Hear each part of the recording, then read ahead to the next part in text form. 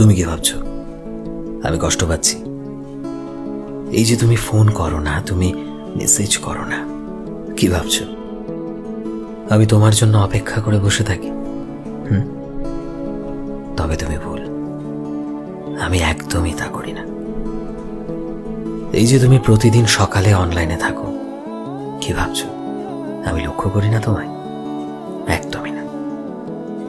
এই তো ফেসবুক খুলে দেখলাম তুমি জাস্ট 5 মিনিট আগে অনলাইন ছিলে, কি ভাবছো এটা দেখে আমি কষ্ট পাচ্ছি? আমার বুকের ভেতরটা দুমড়ে মুচড়ে উঠল? একদমই না। এতে বরং ভালোই হলো, আমি নিশ্চিত হলাম তুমি আমাকে ভুলে গেছো চিরতরে। আমিও আর আশা করব না তুমি কোনোদিনও ফিরে আসবে বলে। না, আমাদের বিচ্ছেদ হয়নি, যোগাযোগটা বন্ধ হয়েছে মাত্র। তুমি তো আমায় কোথাও ব্লকও করনি, তুমি শুধু আমার থেকে মুক্তি চেয়েছিলে, যেটা আমায় বলতে পারোনি কখনো। হঠাৎ তুমি দুম করে যোগাযোগ বন্ধ করে দিলে। আমি বুঝলাম যে যাবার সে তো একদিন যাবেই, তাই বেঁধে রাখার চেষ্টা যে করিনি সেটা বললে ভুল হবে।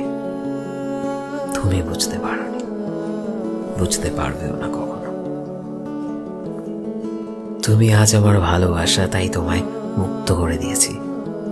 যদি তুমি আমার জেদ হতে, তবে আজ আমার আলিঙ্গনে থাকতে চিরতরে। তবে কি জানো তো, আমি মানি, আমি বিশ্বাস করি যে জোর করে পৃথিবীতে আর যাই হোক ভালোবাসাটা পাওয়া যায় না। তাই আমি তোমায় জোর করিনি। তুমি বলতে পারতে যে তুমি মুক্ত হতে চাও, তুমি স্বাধীনতা চাও, তুমি আমার থেকে বেটার কাউকে ডিজার্ভ করো। আমি হাসি মুখে তোমায় চলে যেতে দিতাম। এরকম দুম করে কিছু না বলে, কথা বন্ধ না করলেই পারতে। আমি আর 5টা ছেলের মতো না প্রিয়, যে তোমায় বেঁধে ধরে রাখবো। ভালোবাসা দিয়ে বাঁধতে চেয়েছিলাম, ভালোবাসা বোঝনি, চলে গেছো। আমি কিন্তু তোমায় জোর করিনি, ভালোবাসায় আর ধরে রাখতে চাই। আমার ভালোবাসা আমার কাছেই রয়েছে, তবে সেটা তোমার জন্য সারাটা জীবন থাকবে একই রকম। ভালো থেকো।